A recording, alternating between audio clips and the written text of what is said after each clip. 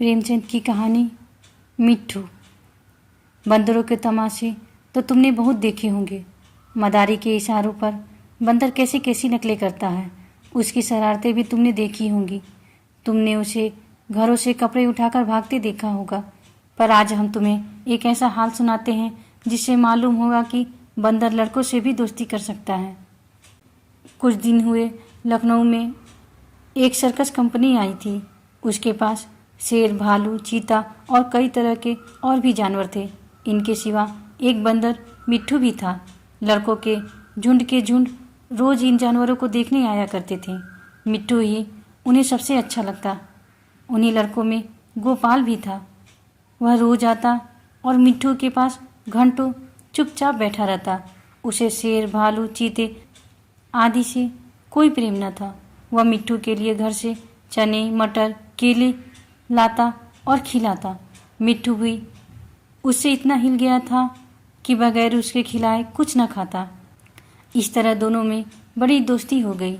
एक दिन गोपाल ने सुना कि सर्कस कंपनी वहाँ से दूसरे शहर में जा रही है। यह सुनकर उसे बड़ा रंज हुआ। वह रोता हुआ अपनी माँ के पास आया और बोला, अम्मा, मुझे एक अठन्नी दो, मैं जाकर मिट्ठू को खरीद लाऊं। वह न जाने कहाँ चला जाएगा, फिर मैं उसे कैसे देखूंगा। वह भी मुझे न देखेगा तो रोएगा। माँ ने समझाया, बेटा, बंदर किसी को प्यार नहीं करता। वह तो बड़ा शैतान होता है। यहाँ आकर सबको काटेगा। मुफ्त में उलाहने सुनने पड़ेंगे। लेकिन लड़के पर माँ के समझाने का कोई असर न हुआ। वह रोने लगा। आखिर माँ ने मजबूर होकर उसे एक अठन्नी निकाल कर दे दी।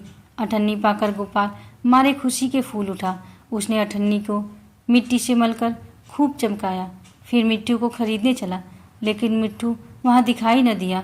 गोपाल का दिल भर आया। मिट्टू कहीं भाग तो नहीं गया। मालिक को अठन्नी दिखाकर गोपाल बोला, क्यों साहब, मिट्टू को मेरे हाथ बेचेंगे? मालिक रोज उसे मिट्टू से खेलते और खिलाते देखता था।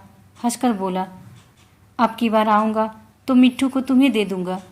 गोपाल निराश होकर चला आया और मिट्टू को इधर उधर ढूंढने लगा। वह उसे ढूंढने में इतना मगन था कि उसे किसी बात की खबर न थी।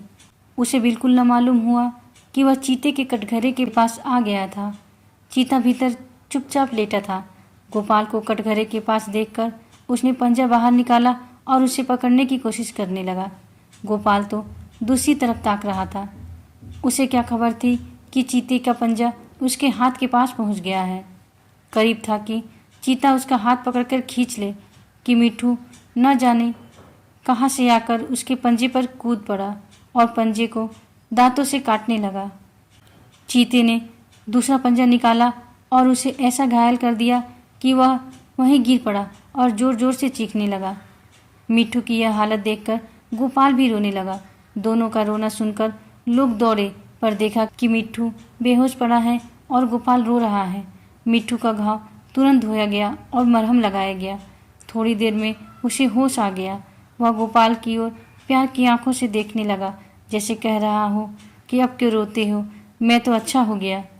कई दिन मिट्ठू की मरहम पट्टी होती रही और आखिर वह बिल्कुल अच्छा हो गया। गोपाल अब रोज आता और उसे रोटियां खिलाता। आखिर कंपनी के चलने का दिन आया। गोपाल बहुत रंजीदा था। वह मिट्ठू के कटघरे के पास खड़ा आंसू भरी आंखों से देख रहा था कि मालिक ने आकर कहा, अगर तुम मिट्ठू को पा जाओ तो उसका क्या करोगे? गोपाल ने कहा, मैं उसे अपने साथ ले जाऊंगा, उसके साथ खेलूंगा, उसे अपनी थाली में खिलाऊंगा। और क्या? मालिक ने कहा, अच्छी बात है, मैं बिना तुमसे अठन्नी लिए ही इसे तुम्हारे हाथ बेचता हूँ। गोपाल को जैसे कोई राज मिल गया। उसने मिट्टू को गोद में उठा लिया, पर मिट्टू नीचे कूद पड़ा और उसके पीछे पीछे चलने लगा। दोनों खेलते कूदते घर पहुँच गए। धन्यवाद।